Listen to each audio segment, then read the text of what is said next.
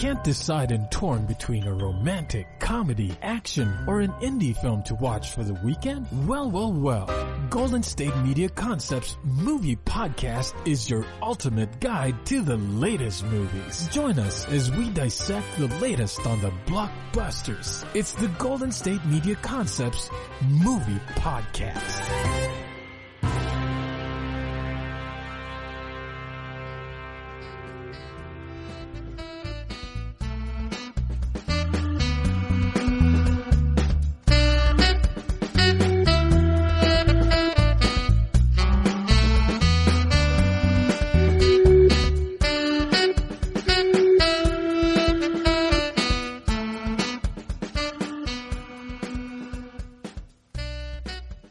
Thank you for tuning into the GSMC Movie Podcast, brought to you by the GSMC Podcast Network.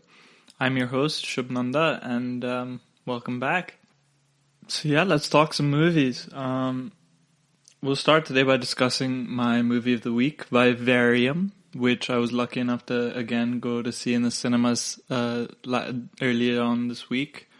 It was a weird experience this time because I wasn't alone.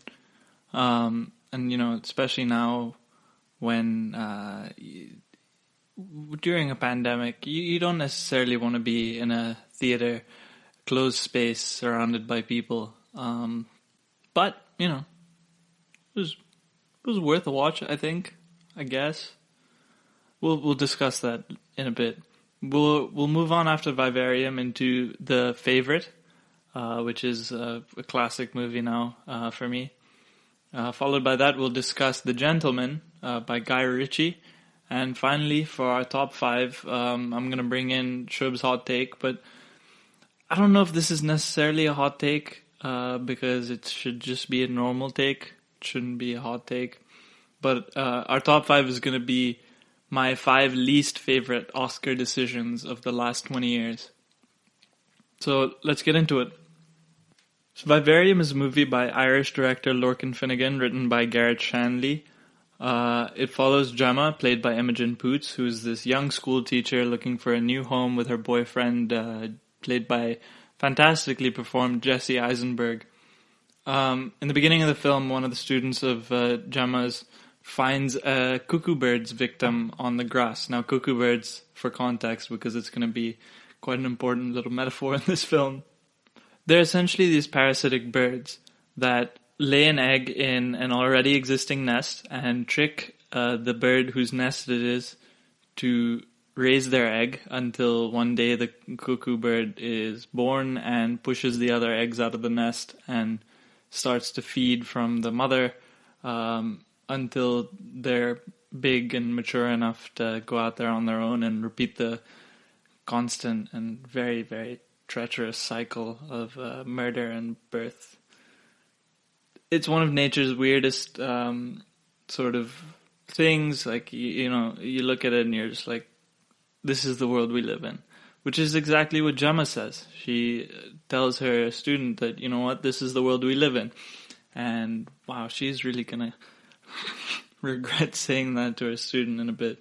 Anyway, Gemma and Tom meet in a very sort of nice little introduction to their relationship. It's shown that Tom is like the optimistic, weird one, whereas Gemma's the more pragmatic half, I suppose.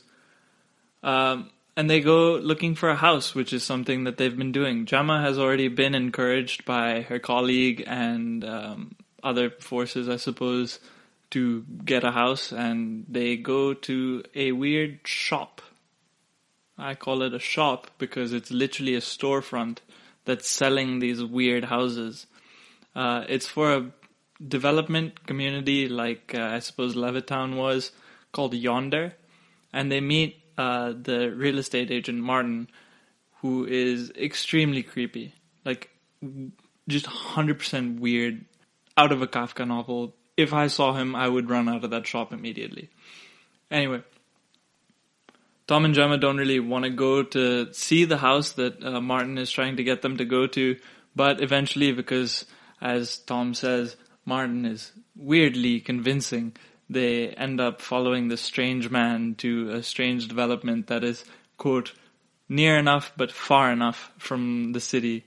They asked him where the township was, and unlike a normal person who would just say like, yeah, it's like 5 kilometers away, this guy just says it's near enough but far enough.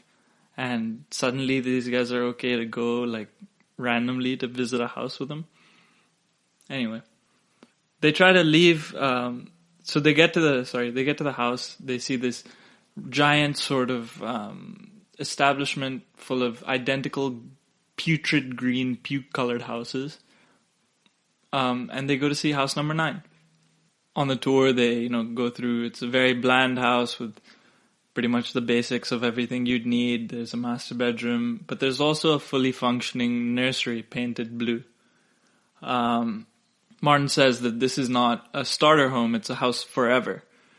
And then shows them the garden and ditches them. He just disappears. Relieved, as anyone would be after seemingly getting rid of the weirdest person in that world, Tom just says, all right, let's get out of here. And they try to leave. But every time they try to leave the compound, I suppose you could call it, they always end up back at number 9, like some weird labyrinth. Now, Tom and Gemma try desperately to get out, but their car runs out of gas, so they stay the night. When they wake up, they decide to walk around and figure out where it is, because Tom sort of goes on the roof and realizes that the entire area is just miles and miles of the same house. They try walking towards the sun, but eventually at the end of the night end up right back where they were at number 9. Tom, in a fit of frustration, burns the house down in order to send a smoke signal, but they wake up to see the house is completely and perfectly rebuilt in its same image. And there's another cardboard box outside their front yard. The box has a child in it, and it says, "Raise the child and be released." And that's where the story kicks off. So Vivarium is this parable of Kafkaesque suburban hell. It's got a little iffy messaging, but its visuals are incredible considering the budget that they did them on and the way they're sort of the iconography of them. And the acting is pretty much what saves this film from being what it is. An overextended episode of The Twilight Zone that just didn't make it to the season that Jordan Peele was running. It works on multiple layers of sci-fi, and it has a parable on the suburban human condition, sort of entrenched into it. But there's quite a bit lacking from it in terms of substance, because it should really be 20 minutes long. It shouldn't be 90 minutes long as it is.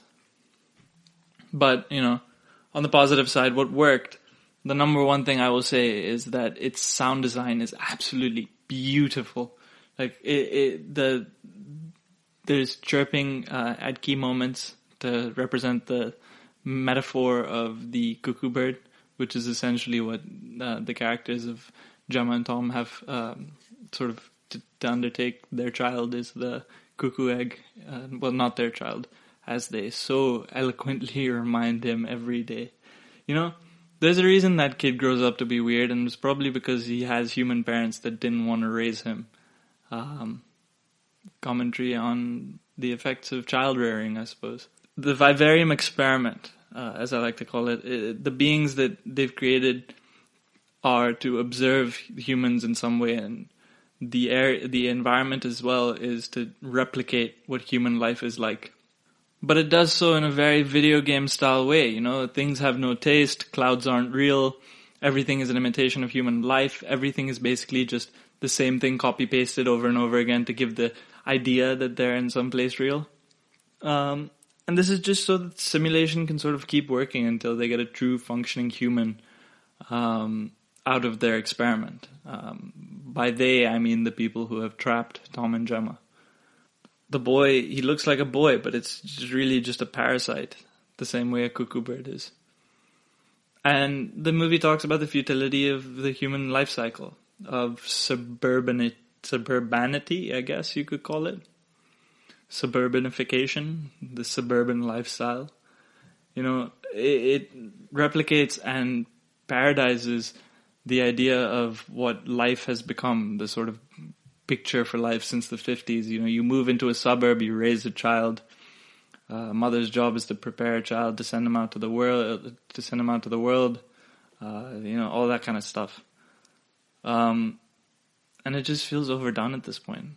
Like, I feel like we all know that suburban life is kind of weird. Like, every single comedy show, sitcom, like all these things, family shows, they're all parodies of suburban life in some way. And while this is a new concept, in terms of the way this film is written, it still feels trite and like overdone at some point. But I will say that, going back to the things that do work, because I'll come to the things that don't work after this. The film, it works well in terms of the character arcs, especially for Tom and Gemma. The film is a sort of criticism of Gemma's character. She thinks her life has to be governed by the thoughts of others, and this can be seen in the fact that her colleague tells her to go get into the housing market, which influences her sort of hastiness when it comes to going with Martin to see the houses at yonder. Gemma can't recognize the horribleness of the cuckoo situation. As I mentioned earlier, when she talks to her student, she says, like, yeah, this is just how it is. And eventually, the film makes her go through that situation. And that's the arc. She goes from this person who needs the sort of dictation of others in order to make decisions for herself, until she eventually snaps, realizes that she has to overcome this, and, well, that's a spoiler. I don't want to spoil the third act for you. And then with Tom, Tom is shown in the beginning to be the caring one. He cares for the bird that sort of got ejected by the cuckoo. He buries the bird. He seems to be right about almost everything. He's the only one sort of giving Gemma, like, good advice, except for that really weird toxic masculine let me drive moment. But that's just the character. Like, I can't hate Jesse Eisenberg for playing that off really well. But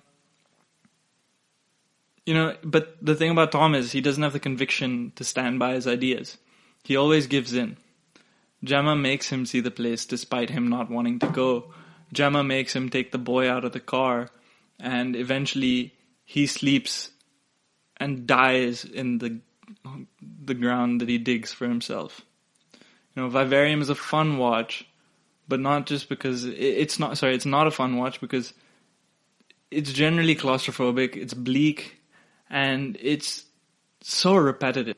You have these talented actors playing repetitive roles that just go on and on about how insidious suburbia is and dream of home. Like, there's only so much you can do with that, especially over 90 minutes. It's one metaphor that's strung out for way too long. It shouldn't be as long as it is. Another thing is that Tom and Gemma, they don't talk about anything except for vital exposition, so we don't really get an idea of how their sort of situation is affecting them, except for the ways we see it in their sort of relationship crumbling. But the film fixes that with a time jump. It doesn't show them working towards it. We don't feel like the characters have earned anything that they have. Obviously, we don't want them to earn anything that they have, because no one would want that, but I guess that's the point of the movie. And there's like a really banal dialogue. Gemma at some point just tells the alien kid, "You're a mystery and I'm going to solve you." No, you're not. Every moment in this film is just frustrating in that there's no single sort of metaphor that defines it all. There's no truth, there's no core. It's a story about how marriage is a prison, how home ownership is a trap, how you'll die alone, how parenting is a scam, how regardless of how you do it, your kid's going to turn out weird. It's all there, but it's all done. and it's not genuine. And because they leave us with no idea of what authenticity looks like and what their sort of vision of authenticity is, I don't recommend Vivarium as a watch. Anyway, let's take a break here. Up next, we're going to talk about The Favorite, followed by The Gentleman, and then stay tuned for my 5 least favorite Oscar decisions of the last 20 years. Want to know the latest and hottest music hitting the airwaves? Don't be left out. Listen to the Golden State Media Concepts Music Podcast. It keeps you on the loop with everything you need to know from pop, rock, hip-hop, and the top 40. And we'll throw in news of your favorite artists, concert and tour dates, and so much more. Listen no further, because this is the gold standard in music podcast.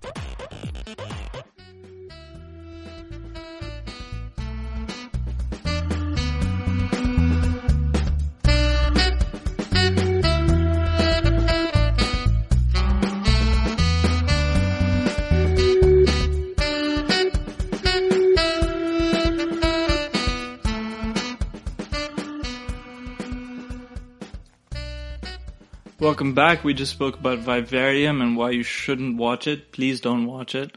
There's so many better Jesse Eisenberg movies out there. One that comes to mind, if you are looking for one, is The Art of Self-Defense. It's a thriller, dark comedy. It's on Hulu. Great watch. I'm going to cover it soon.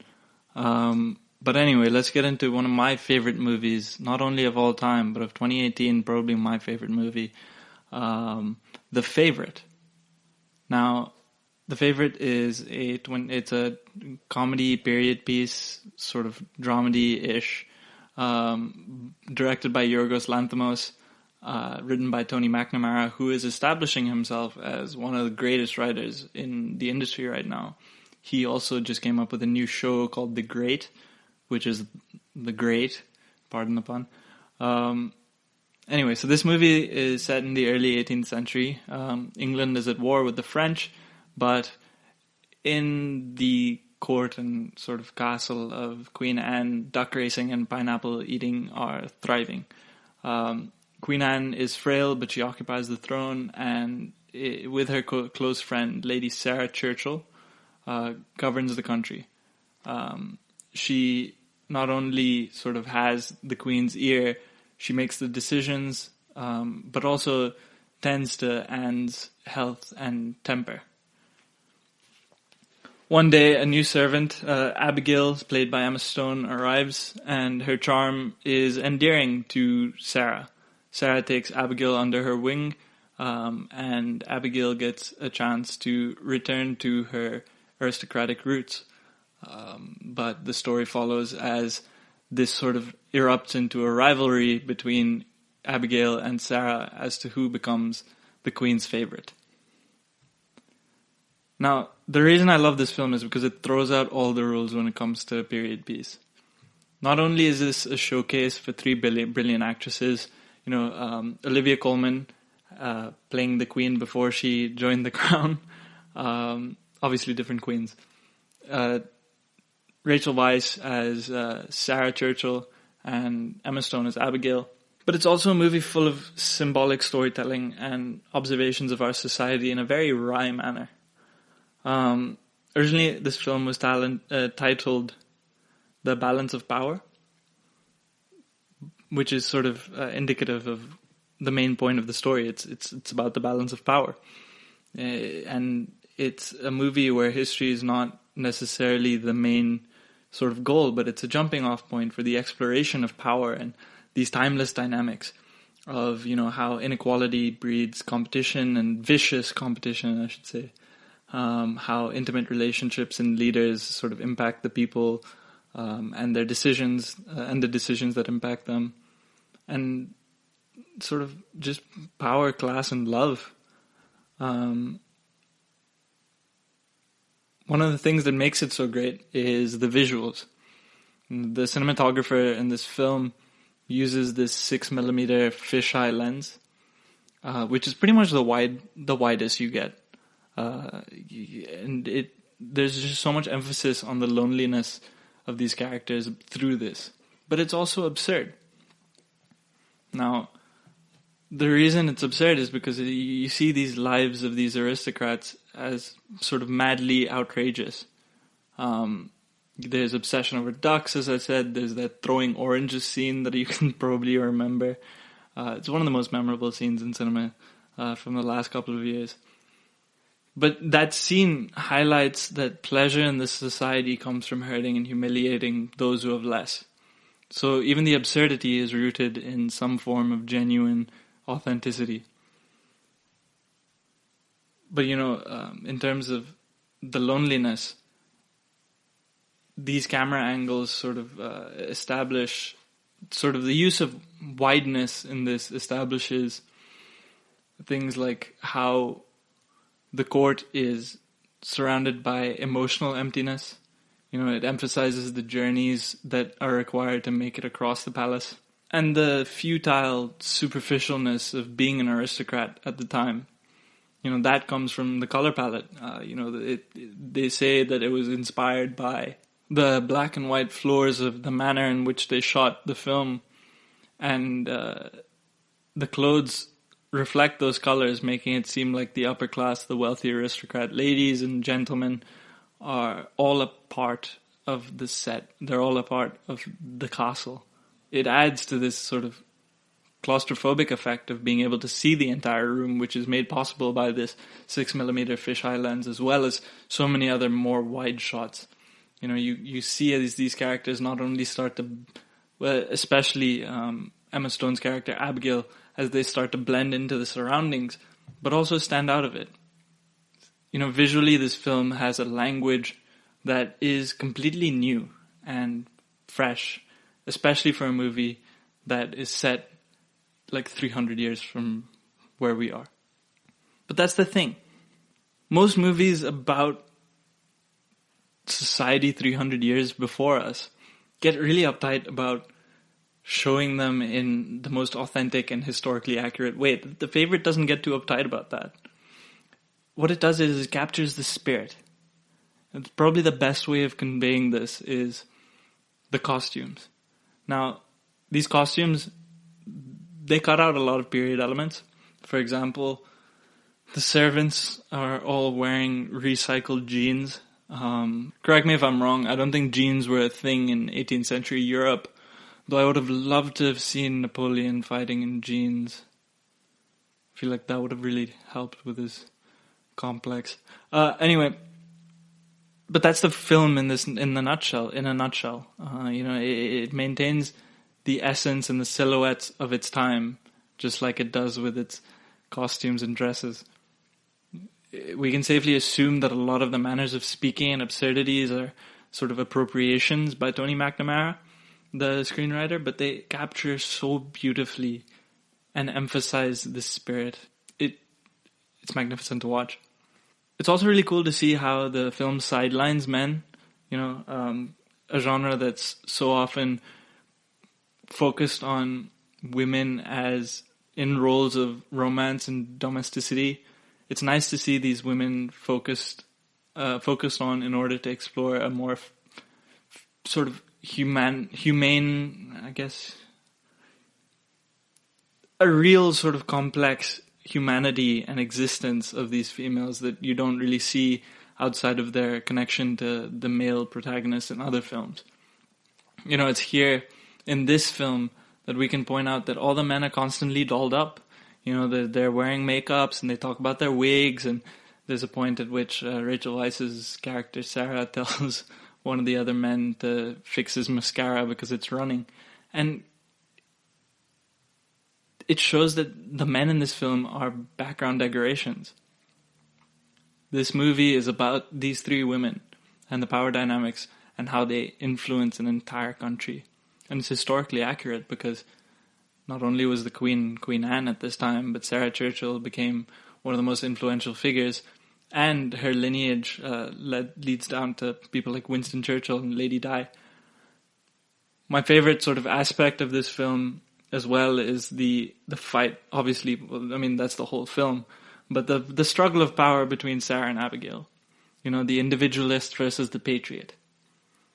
Not only is there a sort of a masculine and feminine dynamic between Sarah and Abigail. You know, Sarah is obviously the more masculine in this case. She has male riding gear and she plots wars and fires guns. Abigail's our initial point of view. You know, she's an underdog we're supposed to root for, and all of that is made sure by like the opening sequence, which is one of the most bizarre opening sequences I've ever seen, but it works, you know. When you see something like that happen to someone, I'm not sure I'm at liberty to discuss it because it's quite vulgar. But when you see something like that happen to someone, you obviously want to root for them. But the film watches us watch as we see one tyrant replaced by another. You know, Abigail and Sarah, these women aren't representations of women in general, but they're portrayals of women and their complex humanities and existences, which is, I assume, what the film is about. You know, Abigail just wants to get back to her life as an aristocrat after her degenerate gambling father lost her, literally, in a card game. But Sarah wants to serve a cause, and this sort of fight of ideologies is what makes up the crux of this film. Ultimately, Sarah's mistake is that the queen is her own person, and that's what makes this film work. It's three characters and three motivations going against each other and affecting each other. Not only this film, but also history as we know it. You know, Sarah's mistake is that the queen is subject to her own whims and overplays her hand. This allows Abigail to drop in with her sort of faux morality. You know, she plays dirty, but is framed visually and sort of narratively in a deceptive beauty. And she takes over as the favorite. She appears as an innocent but is truly, quote-unquote, the viper. Whereas Sarah is happy to show her true cruelty, but she would never sacrifice her integrity and purpose. She almost does so, but obviously she doesn't. She's the real hero archetype in this film. And it brings us to this idea that this sort of moral grounding, this real morality, stands stronger in the face of faux morality in the last image, because Sarah is compared to the bunnies, and she's made to seem like just another royal pet, eventually discardable and only there to serve a sort of emotional purpose for as long as the queen's whims and desires dictate it. But it's not easy being the queen, you know. The queen, in this character, Olivia Colman plays her with such beautiful grief. There's so much loss to this queen. You know, it's displayed by her inability to listen to music. And she feels the need to sort of use love as a mitigation for this pain. This queen is tortured by the fact that she doesn't know the truth about people's intentions with her. She doesn't know if they love her for real or if they just want something from her. The point of this film is that love is honesty, but ironically it ends with the queen choosing the love that is fake. This film is a story about an opportunist with a traumatic past that, you know, against all odds, makes it to the station of her once oppressors, but is constantly haunted by the reality that she may never belong in this world. It's this idea that in any unequal system, people will always be trapped. The only thing that trickles down in these sort of unequal systems, which is very similar to the things we live in right now, which is why I use the phrase trickle down, is unhappiness and suffering. It's just another brilliant work by Yorgos Lanthimos. Anyway, let's take a break here. Up next, we're going to talk about The Gentleman, Guy Ritchie's latest, followed by my 5 least favorite Oscar decisions of the last 20 years. So stay tuned. Tired of searching the vast jungle of podcasts? Now listen close and hear this out. There's a podcast network that covers just about everything that you've been searching. Hey! The Golden State Media Concepts Podcast Network is here. Nothing less than a podcast bliss with endless hours of podcast coverage. From news, sports, music, fashion, cooking, entertainment, fantasy, football, and so much more. So stop lurking around and go straight out to the Golden State Media Concepts Podcast Network. Guaranteed to fill that podcast itch. Whatever it may be. Visit us at www.gsmcpodcast.com. Follow us on Facebook and Twitter, and download us on iTunes, SoundCloud, and Google Play.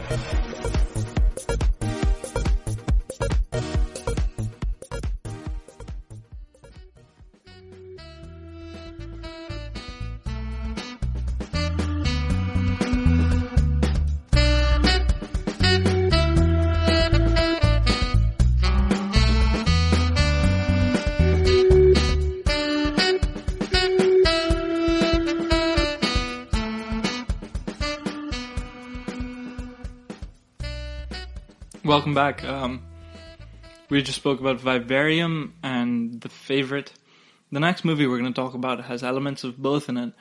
One is that that I like it, and the other one is that it's not very well made. But this is The Gentleman by Guy Ritchie. He wrote and directed this film, and you might know Guy Ritchie. Well, if you recognize the name, you know Guy Ritchie by his eccentric visual style, but if you don't recognize the name, it's the guy who did the live-action Aladdin remake. Chances are you probably saw that.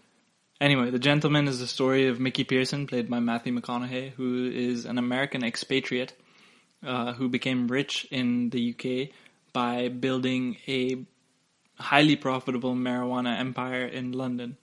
When word gets out that he's looking to get out of the business, it triggers a sort of array of plots and schemes, including bribery and blackmail from shady characters who want to steal his domain and money. Not simple. What worked for me in this film is what works for Guy Ritchie in his good films. One is the characters. Every single character in this film, with the exception of maybe Matthew, the eventual... I don't want to spoil it. With the exception of Matthew, the billionaire from the US, is that they're all introduced in such interesting ways. You know, the players on board in this film, they're Mickey Pearson, Matthew McConaughey, who sees opportunity in the sort of dying out English aristocracy, who are sitting in their huge manors that are sort of rusting away, dreaming of what life was like in the Downton Abbey days. Speaking of Downton Abbey, Mickey is married to Roz, played by Michelle Dockery, who is Lady Mary in Downton Abbey. She's described as a Cockney Cleopatra. She runs an auto body shop with only women mechanics. More could have been made from Roz and her business. It's very fascinating. I feel like it could have gone somewhere, but we got stuck with just a token juxtaposition. Even Guy Ritchie said it in an interview when they were coming up with the character. They were trying to decide what Mickey's wife would be doing, and it just seemed apt to put her in a very male-dominated world, but in a female-dominated part of it, variation of it, I guess. Mickey loves his wife, but he wants to retire from the weed business. So two rivals emerge as these potential buyers. The American Jewish billionaire Matthew and a Chinese Cockney gangster named Dry Eye, played by Henry Golding. There's a wild card in Colin Farrell's coach. He's this Irish dude who runs a boxing club. He keeps insisting that he's not a gangster, but all of his behavior is very gangstery. There's Mickey's right-hand man, Ray, played by Charlie Hunnam. He's sort of a mild-mannered man who looks like he works at a desk until you see him very, very scarily in the London public housing units. And finally, the narrator of the film is Hugh Grant, Fletcher. His character is this snooty, devilish, terrible, terrible person who is a typical tabloid reporter, who comes to Ray, Charlie Hunnam's character, and tells him about pretty much his whole understanding of the situation with Mickey's business sale, what's happening, who the buyers are, and dramatizes it in a script, which makes it what this movie is. This movie is essentially Guy Ritchie in a character narrating what eventually becomes this film. It's a script within a script. Hugh Grant gives this extraordinary performance considering the obvious circumstances. The script, which Guy Ritchie wrote with Ivan Atkinson and Marn Davies, plays around with all of the usual genre tropes, but Fletcher pitches the script of these sort of so-called life events to Ray. Now, Fletcher's a parasite, obviously. He loves to be in on things and sees people whose reputations are disposable and sees how he can take advantage of them, which is interesting because Guy Ritchie cast Hugh Grant in this specifically because that's exactly the type of person he was. Not a tabloid reporter, but a victim of the tabloid reporters. Guy Ritchie knew that Hugh Grant had, been subject to numerous break-ins and other kind of stuff that tabloid reporters had sort of perpetuated in order to get the inside scoop on his life, in his days of being the lovably endearing, sarcastic leading man of rom-coms. The Love Actually days, the beautiful old days. I prefer Hugh Grant's new era of acting, I'd say. With Paddington 2, with A Very English Scandal, Hugh Grant has now entered his renaissance of being a character actor. He's biting into these roles that aren't the same typecast and making the most of them. Anyway, his pitch goes on for the entirety of the film, pretty much. And as these scenes unfold, we have Hugh Grant narrating them with little mini asides that feature a beautiful little banterous sort of homoerotic back and forth quipping between Hugh Grant and Charlie Hunnam's characters. But it makes us question whether the scenes that we're watching are dramatizations from Fletcher's mind or real events. Fletcher's not reliable at all, but that's what makes this film what it is. It's a collection of what would have been sort of mundane and terribly horrific films, horrific sequences that Fletcher dramatizes in order to make it more appetizing, which is what I feel like the message of this film is. At the end of the day, we romanticize gang activity so much in these films that we want to go and watch these people sort of go and blow each other's heads off. But it almost feels like a satirization of that in this film. Anyway, here's what didn't work for me in this film. This film feels like a Guy Ritchie movie made by Guy Ritchie's biggest superfan. They're a far cry from his films of the early years that are they're loaded with these high energy one-liners that are snappy. There's self-consciously cool violence. Lock, Stock, and Two Smoking Barrels, Snatch, they rode this sort of Tarantino and Trainspotting wave that made Guy Ritchie this cult figure in the US. But The Gentleman, it feels like a rehashing of Guy Ritchie's established formula. It doesn't feel like anything has changed. It just feels like he's stuck in new characters and a new world, a sort of updated version, because the last film he did of this sort was so long ago and didn't have phones with social media on them. It's like watching a reunited band, struggle with the good old days. There's also the question of Guy Ritchie being just shamefully and openly, brazenly advertising of his stuff. The first scene in the film is in his pub in London, where they're pouring his beer. There's the Guy Ritchie barbecue.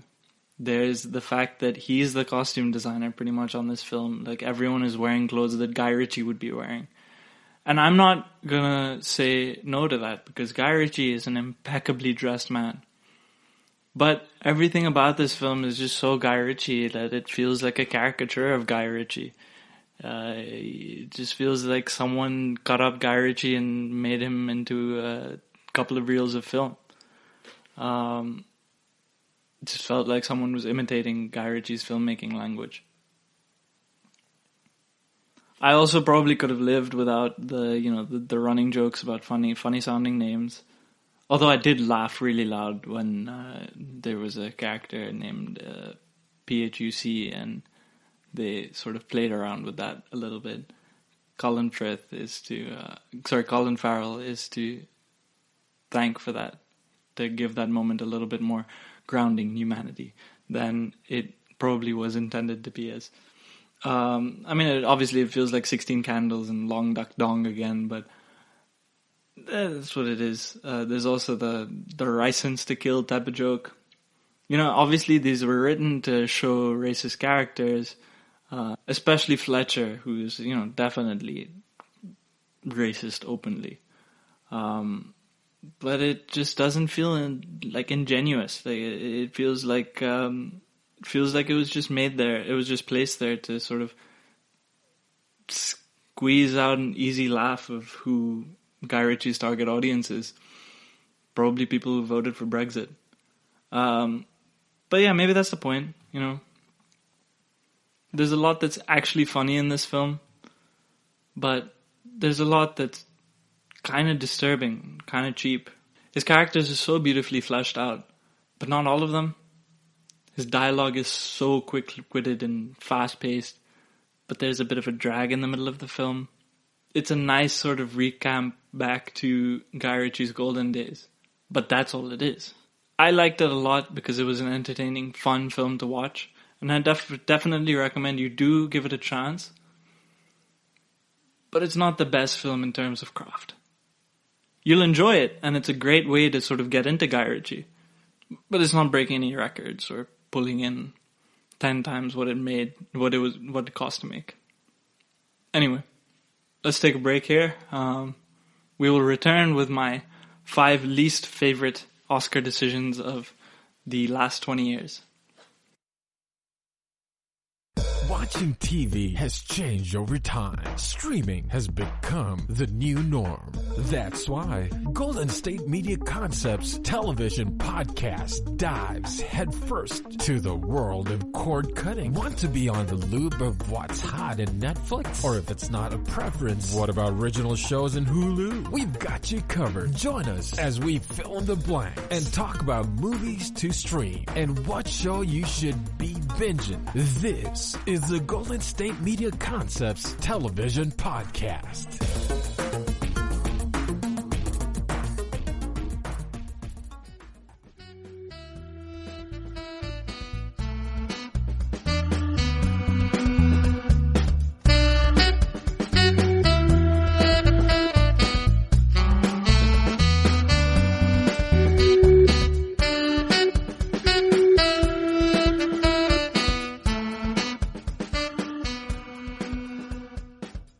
Welcome back. Now for the category that you've all been waiting for. Shubh's hot, but not exactly hot because it should be common sense take.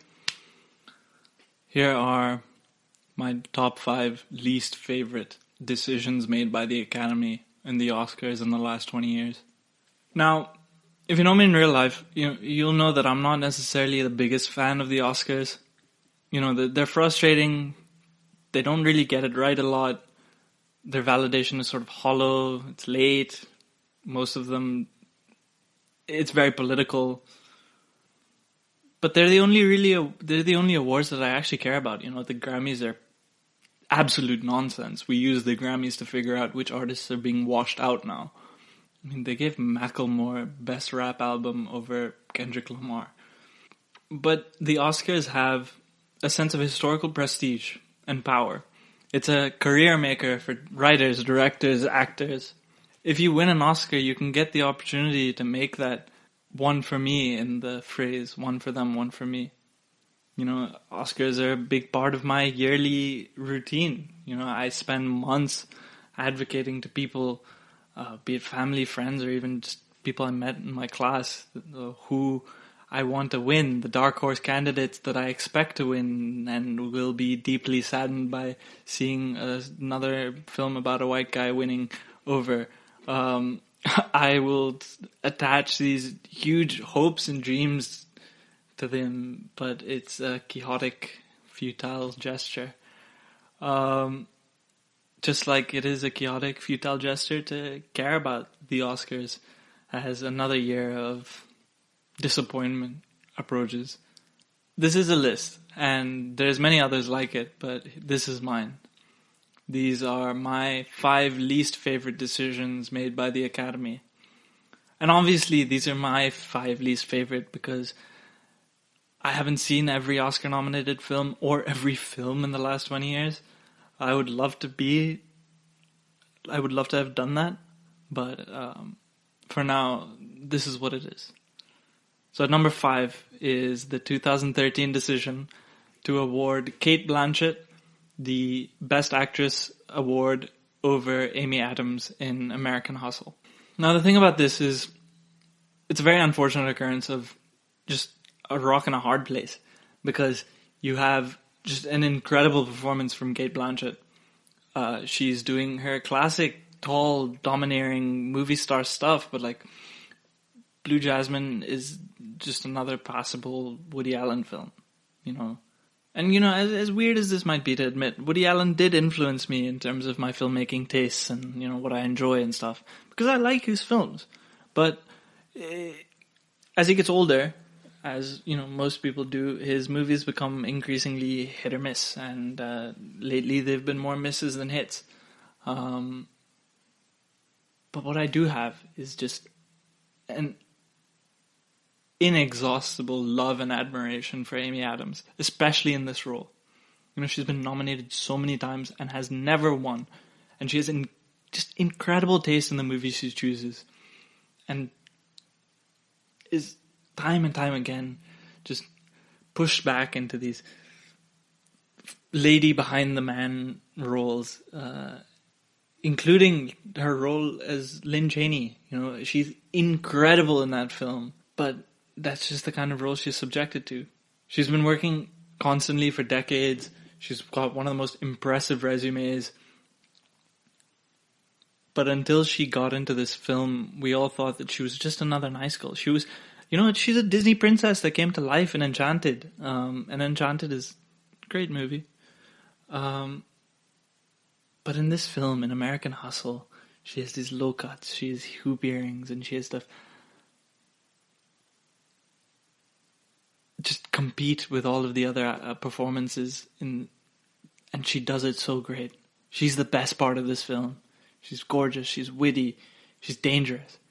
You don't know what side she's going to take, and it's all because she's thought so incredibly deeply about this performance. I can never take away from Cate Blanchett, but Amy Adams, in a movie surrounded by Christian Bale, Bradley Cooper, she dominated it. At number 4, we have the decimation of Lost in Translation at the 2003 Oscars. So there's 2 snubs here. One is Bill Murray for Best Actor, because he lost to Sean Penn in Mystic River. Sean Penn is great. He was overdue for recognition, but sometimes I don't understand why this is Bill Murray's only Oscar nomination for anything. He should have at least a few more for other movies, and this one should have been a definite classic. It's such a beautiful performance. He reminds us of all the things we've always loved about him, but has this seamless sort of fit into a quiet and meditative film with so much gravitas.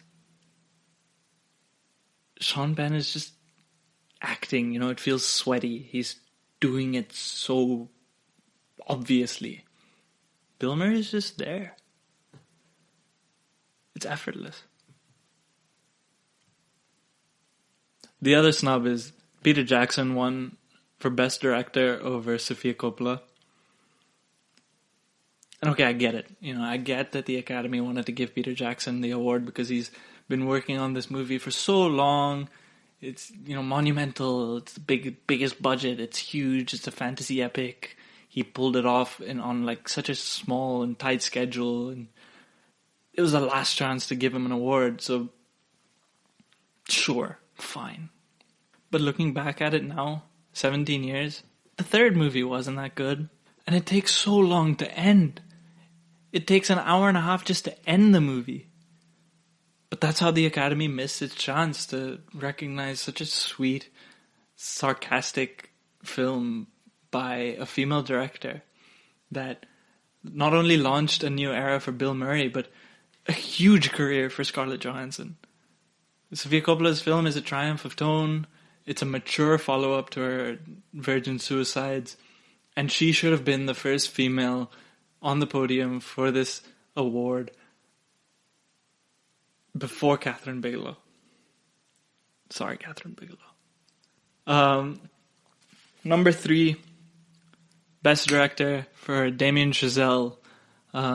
He shouldn't have won it. It should have been Barry Jenkins for Moonlight. And see, this is where the whole idea of not so hot take comes in, because this is a given. Damien Chazelle, great job with La La Land, but Barry Jenkins deserved that.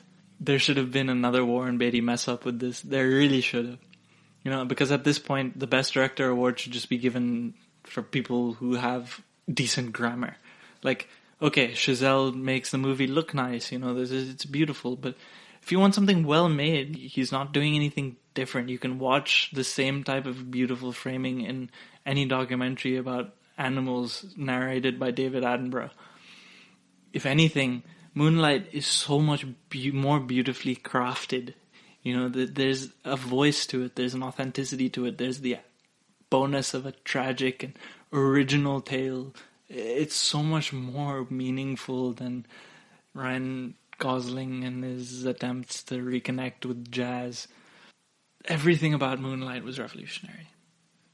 The palette, the camera, the way it elevated such a sad tale. It's a masterclass. And not giving Barry Jenkins the award is a disservice to the film that changed so many paradigms for Hollywood. At number 2, we have the entire year of 2010. Most importantly, The King's Speech. The fact that it won Best Picture over Social Network, I don't understand it. On one hand, okay, we have this hugely important story about everything that dominates our life right now. It's a fantastic screenplay. Aaron Sorkin crafted it so beautifully. It's a movie about people sitting in a boardroom, and we're hooked for the entire thing. It's something we've never seen before by a director who I didn't realize had something like so human. It's just a perfect marriage of subject and style and substance. And then we have The King's Speech. It's a movie about one of the most privileged men in the world coming over his stutter. Colin Firth kills it. It's a beautiful movie. It's moving. But yeah, that's it. I mean, what we're supposed to learn that, yeah, if you try hard enough, you can get over your stutter. Who cares? This movie is about Facebook. Facebook runs our world right now. It's infuriating. What makes it crazy is everyone thought that The Social Network was going to win. I went into the film assuming that it was going to win. And what ends up happening? Colin Firth takes it away. The King's Speech wins. I just didn't understand. There's no logic behind it for me. There's the fact that The King's Speech director Tom Hooper won the Best Director award over Darren Aronofsky, David Fincher, David O. Russell, and the Coen brothers. What has Tom Hooper done since then? Cats. He made Cats. Okay, yeah, fine, he made The Danish Girl, but Cats. 2010 needs to be cancelled. That's just not... No, I don't agree with it. Number 1. The worst decision for me made by the Academy, and this is something that isn't specific to a year, but I'm gonna sort of give 1 year as an example, but it's the entire lack of female directors in the Best Director category for 87 times out of the 92 instances of the Oscars. There's only been 5 instances in 92 years of a woman being recognized as one of the nominees for Best Director. And I feel like 2019, the last year, 92nd Oscars, there was such a breadth of female filmmaking, groundbreaking female filmmaking, that not a single person to be recognized makes no sense to me whatsoever. You know, there's movies like High Life by Claire Denis. Outside of Bong Joon-ho, this best non-US director in contention. You know, it's her first English language film, and it's such a beautiful story of these prisoners on this journey to a black hole. Robert Pattinson delivers such a beautiful performance. There's Greta Gerwig's Little Women. We spoke about this last episode. Ignoring her, it was so baffling. It made no sense to me whatsoever. She changed the film and the story, and not only made it her own, but she made it real. She made it what it actually probably was. You know, she solved one of the biggest sort of inconsistencies in storytelling for one of the most famous stories of all time. At least Saoirse Ronan and Florence Pugh got nominations. I am going to say, though, while it was nominated for Best Adapted Screenplay, I have a bias towards Jojo Rabbit, and then I just liked it a lot more. But what strikes me the most is that it wasn't nominated for Best Director at all. You know, you have movies like The Souvenir, directed by Joanna Hogg. It's such a beautiful coming-of-age drama about a naive film student, which obviously I connected to. But it's a story set in the 80s that tells us so much about today's politics. You know, there's the movie Portrait of a Lady on Fire by Céline Sciamma. It's the story of a romance between an aristocrat and an artist who was hired to paint her, and it's just such a beautifully crafted period drama. It's radical. It doesn't have any male characters. That's probably why the Academy didn't accept it. And it shows that action isn't necessary, because there are stories that can be completely based in the feelings of women, and the thoughts that define them. The Farewell. How could I forget The Farewell? Lulu Wang. It's beyond me how she didn't get a nomination for this. You know, she captures not only the texture of New York, but also China. It's a movie in 2 different languages. It's a movie that shows so many juxtaposed sort of cultural differences, and it's got such a consistent tone. It's funny, it's emotional, but it's never mocking. She deserved an Oscar for this, honestly. But, again, what can we do? And then finally, my favorite film by a female director of the year, Booksmart by Olivia Wilde. Now, obviously the Academy is not necessarily favorable towards comedies, let alone comedies directed by women, but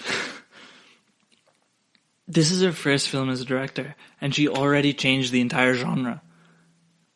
Yeah, as we discussed with Matthew, it's not just a girl's movie. It's not the girl version of Superbad. It's a movie about female friendship, and it's hilarious. It's touching. It's absurd, and it's just such a beautiful combination of set pieces that haven't been seen for so long.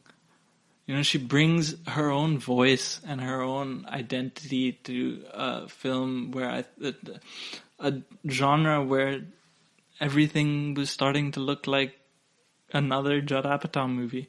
And while I do not mind that at all, it's nice to have Olivia Wilde's voice in this. Anyway, as you can tell by how impassioned I just got, I'm not a big fan of the Academy anymore. Like, the more I research it, the more I realize that it's just rigged and it's all a bunch of politics and it's all about who can pay more, and that's probably why Harvey Weinstein dominated the Oscars for so long. But with that being said, thank you for listening to the GSMC Movie Podcast, brought to you by the GSMC Podcast Network. If you enjoyed the show, please subscribe to us on Apple Podcasts and leave us a review. You can also follow us on Twitter at GSMC_movies. Thank you for listening. This has been Shubh Nanda, and well, I guess stay classy, San Diego, but also don't forget to watch and celebrate female directors, because we're not the Academy. We can do better. You've been listening to the Golden State Media Concepts Movie Podcast, part of the Golden State Media Concepts Podcast Network. You can find this show and others like it at www.gsmcpodcast.com. Download our podcast on iTunes, Stitcher, SoundCloud, and Google Play. Just type in GSMC to find all the shows from the Golden State Media Concepts Podcast Network, from movies to music, from sports to entertainment, and even weird news. You can also follow us on Twitter and on Facebook. Thank you, and we hope you have enjoyed today's program.